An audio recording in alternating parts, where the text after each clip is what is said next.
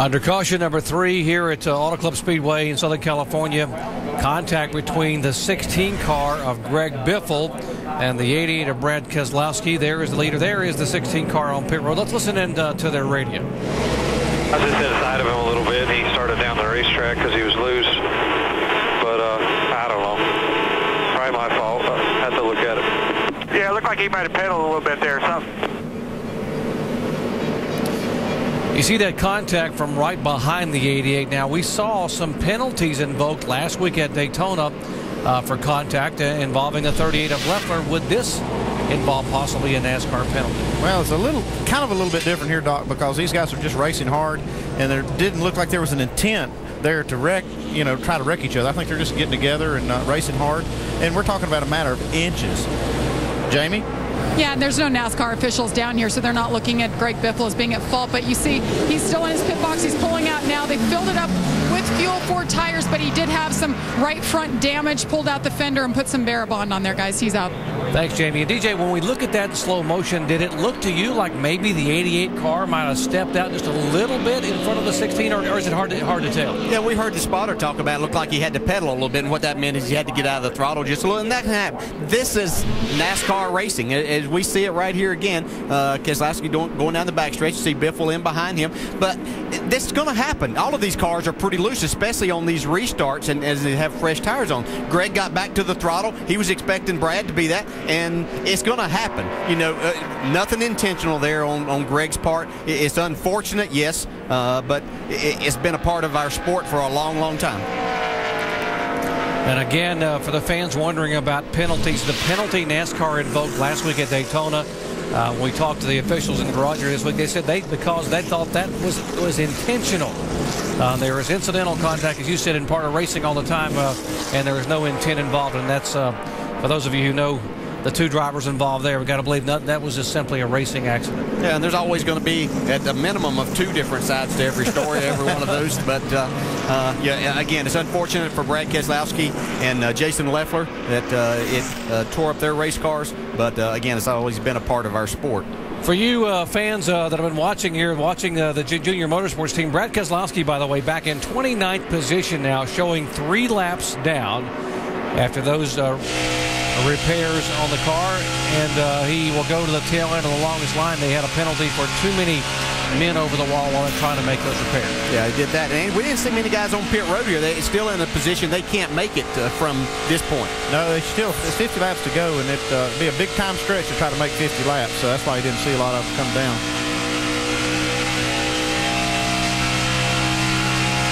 $100 down, 50 to go. It is Kyle Busch, Edwards Burton, Reagan Harvick, and look who's up in 6th position. After getting a lucky dog, getting back on the lead lap, Stephen Wallace doing a heck of a job in that 66 car. He's done a nice job all night. He's driven the car to whatever the capabilities were at that time. When it wasn't handling the very best, then he backed off a little. They adjusted, and now they've got him up in the top 10.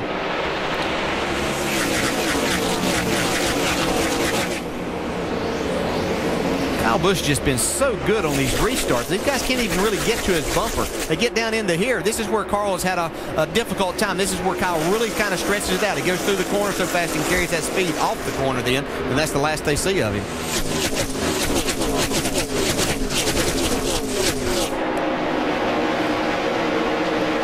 Joey Logano in the 20. That is for position as he goes down on the inside and goes by Stephen Wallace. Yeah, that's a position you have to be really careful, too. These cars get side by side down into the corner. Takes the air off of that car on the inside. Can get really loose in that position. They're splitting David Green right here, 3 wide. David Green being shown 1 lap down back in 19th spot.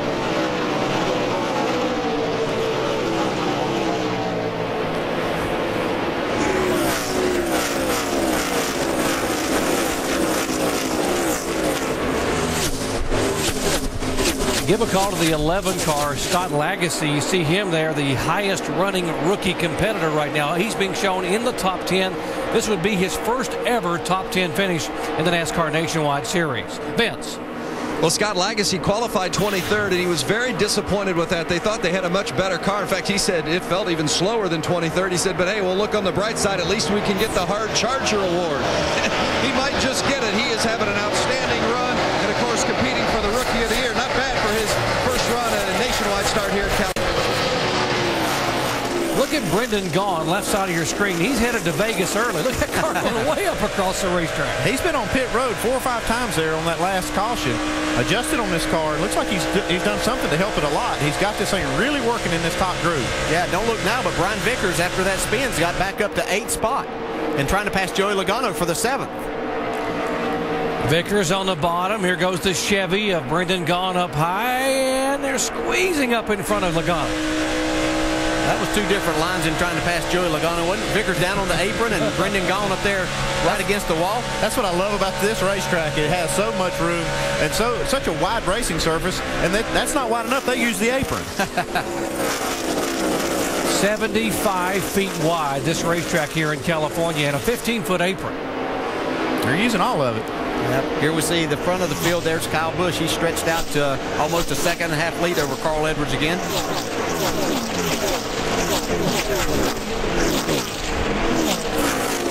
See Logano now trying to work that high groove. Yeah, he was getting past when he was running on the bottom and a lane up, so he decided to try something different. He saw Brendan Gaughan utilizing that.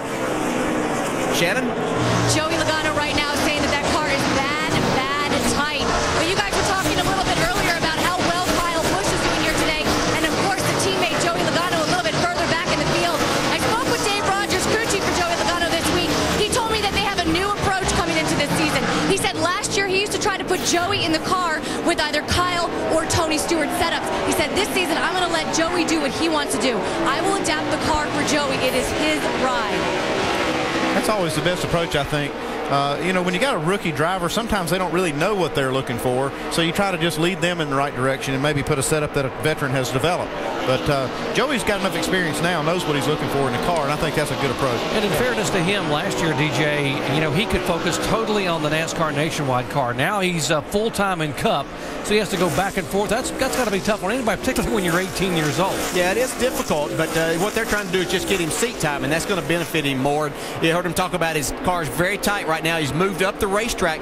Running the bottom, you have to put more wheel into it. You have that tight condition that really slows the car down. So, you know, he's smart enough to realize when he has to move around and when his car's not working exactly right, move around on the racetrack to try to find some more speed. Just like Brendan Gaughan's doing. He's moving up, way up the racetrack now, still working on Brian Vickers. Brendan Gaughan told me in the garage area yesterday, he said, I love this racetrack. I've won twice here in the NASCAR West Division. I finished 2nd and 3rd in the trucks. Brendan Gaughan finished 4th in the Cup car here back in 2004. Yeah, on the left side of our screen there, we see David Reagan taking away that 3rd spot from Jeff Burton. David Reagan is a driver that we've talked about is going to win this year, whether it's in the Nationwide Series or the Cup Series or both. He's looking to get that first victory. My vote would be both. Yeah, I think, very talented driver. See Brendan Gaughan there working that high side still. That's Michael Annetta in the 15 car. He right now is the first driver a lap down in the 16th spot.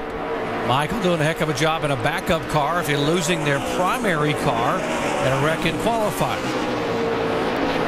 You can see right behind Brendan Gaughan there is Joey Logano. He moved up the racetrack after Brendan Gaughan passed him, and he seems to have picked up quite a bit of speed.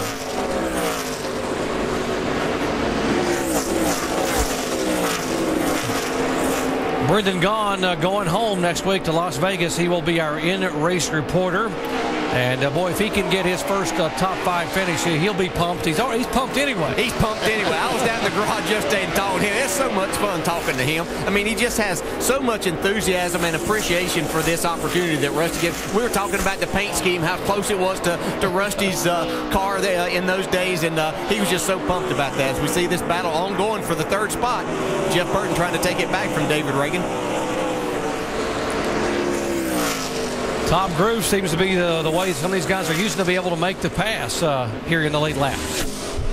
Yeah, they're just looking for anywhere that their car will go fast. See, Burton, he was trying to make that pass down on the inside. But David Reagan's making that middle to top groove work a little bit better. See, he carried a lot more speed down the straightaway by utilizing that. The record for the most laps led here in the NASCAR Nationwide Series car is 144 by Kyle Busch back last August. Folks, he has led right now all but 3 of the 110 laps. He can break his own record if he hangs on. Back in a moment. With 37 laps to go, you look down on the Auto Club Speedway of Southern California from our aerial coverage provided by Goodyear. For track tested technology, get there on Goodyear Innovation.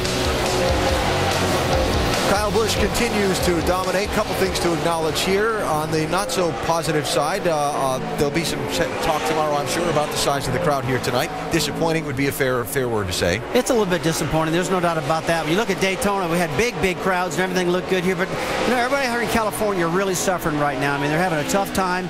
But still, we got a lot of race fans out here. They're really pulling for these guys, and the racing on the track's been real good, except for that guy right there stinking up the show, like Mr. France used to say. Well, the people that are here tonight, Brad, are seeing a guy who really, he has a chance to make some history here this weekend. Yeah, there's no doubt about it. And, we knew when we came out here it was going to be a little bit difficult fan-wise. But, hey, I tell you, this guy right here, Kyle Busch, has been outstanding. He's had a super day today. The Truck Series obviously run away with that right now. He is walking the dog in that little Nationwide hot rod. So let's see, 2 laps of qualifying this morning on this 2-mile track in the Nationwide car. The 100-lap Camping World Truck Series race. He ran 45 laps of Sprint Cup Series final practice in that car today. Then the 300-mile Nationwide Series race, provided he gets to the checkered flag. That'll be 594 miles on this racetrack in one single day, with another race to run tomorrow. Well, I'll tell you one doggone thing, Alan. As much money as this guy's been winning, too, he can help pay the stimulus bill. There's no doubt about that. He loves to race. There's no question. Yeah, he loves to race. He's doing a great job out there. You know, whether you love him or hate him, he's fun to watch. Kyle up by 2.4 seconds on Carl Edwards, 6 seconds on this great race for third place. Jeff Burton in the 29, and David Reagan in the 6. Kevin Harvick in the 33, also there in the mix. Vic, what's Burton saying? Well, Jeff Burton has felt close all night to make a run on that 60, maybe for second place, and then deal with Kyle Busch if they get an opportunity. But right now they're having trouble getting a handle of the car. They made a track bar adjustment on their last pit stop trying to get some more rear grip, and instead Burton says it hurt the rotation through the corner and gave them no more additional rear grip. So they've got some adjusting to do again on their final stop of the night. They're going to be about 5 laps shy on fuel. Doc? Thanks, Vince. So they will be making one more pit stop tonight, and I guess they're going to throw what they can throw at it to try to be able to see if they can run down Kyle Busch. By the way, you're talking about records as you watch this battle. No driver has ever won 2 National Touring Series races in the same day in NASCAR history. And as you heard earlier, that Kyle Busch led 95 of 100 laps early today to win the NASCAR Camping World Truck Series race, and has dominated here and is now 33 laps away from making NASCAR history. And no one has ever done the triple in a single weekend. I was getting ready to say, it's a good thing it's not 3 races today. Would break that one, too. Yeah, he'd be in it. And isn't it amazing that, especially over last year and now the start of 2009, how many times we talk about different records, and the guy that we talk about breaking all of these records or setting new records is Kyle Busch. Young man is just phenomenal behind the wheel of a race car or truck, whichever the case may be. 23 years old.